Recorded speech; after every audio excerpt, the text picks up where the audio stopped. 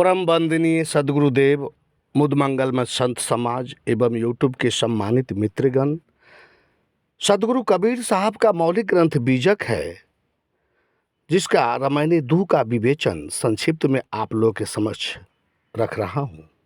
आप हमारे चैनल को सब्सक्राइब नहीं किए हैं तो अवश्य कर लीजिए। इस रामायणी में परमात्मा सबके अंदर जीव रूप से वास करता है, वही सबके भीतर चेतन आत्मा का प्रकाश करने वाला है। तो आइए सदगुरु कबीर साहब का रामायणी दूह श्रवण करते हैं। जीव रूप इक अंतर वासा, अंतर ज्योति किन्ह प्रगासा। इच्छा रूप नारी अवतरी, तासु नाम गायत्री धरी। तेहि नारी के पुत्र तीन भाऊ, ब्रह्मा विष्णु महेश्वर नाऊ। तब ब्रह्मा पूछल महतारी, को तोर पूरख के कर तू नारी। तुम हम तुम और न कोई, तुम ही से पूरख हम ही तोरी जोई। सदगुरु कबीर साहब कह रहे हैं, जीव रूप एक अंतरवासा, एक परमात्मा सभी के भीतर जीव रूप से वास करता है, वही सबके भीतर चेतनता का प्रकाश करने वाला है। सृष्टि के आदि में उसकी इच्छा से एक नारी प्रकृति ने अवतार लिया, उसका नाम गायत्री रखा गया। उस स्त्री के 3 पुत्र हुए, जिनका ब्रह्मा विष्णु और महेश नाम पड़ा। आगे सदगुरु कबीर साहब कह रहे हैं कि तब ब्रह्मा पूछल महतारी, को तोर पूरख के कर तू नारी। तब रजोगुनी होने के कारण ब्रह्मा ने अपनी माता से पूछा, तुम्हारा पुरुष पति कौन है और तुम किसकी स्त्री हो? गायत्री ने उत्तर दिया, जो चेतन आत्मा तुम हो वही हम है। जो चेतन आत्मा हम है वही तुम हो। हम सभी का वास्तविक स्वरूप एक है। इस आत्म सत्ता से अन्य कोई भी सत्य नहीं है।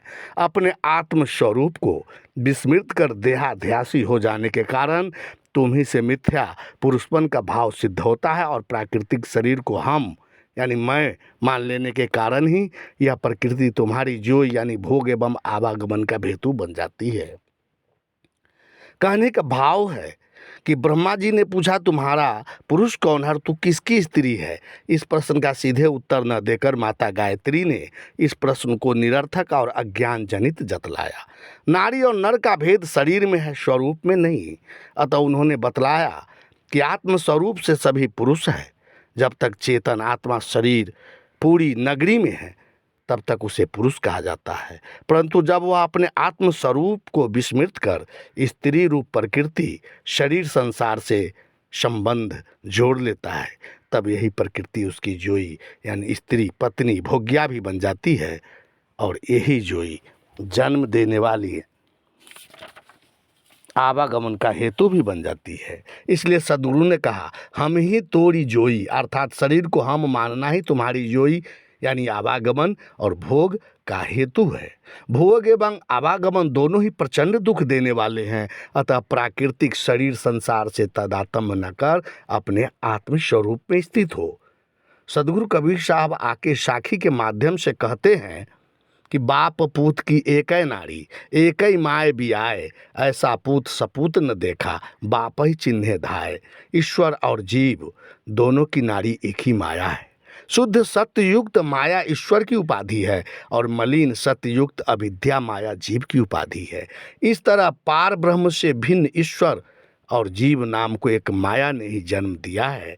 ऐसा सुयोग्य जीव देखने में नहीं आता, जो उपाधि रहित अपने सच्चे पिता अपना स्वरूप परमात्मा का परिचय शीघ्रता शीघ्र प्राप्त करे। अतएव जिस दिन जीव को यह पता चल जाए कि उसका निज स्वरूप ही वह ब्रह्म वह परमात्मा है, उस दिन उसका कल्याण हो जाएगा।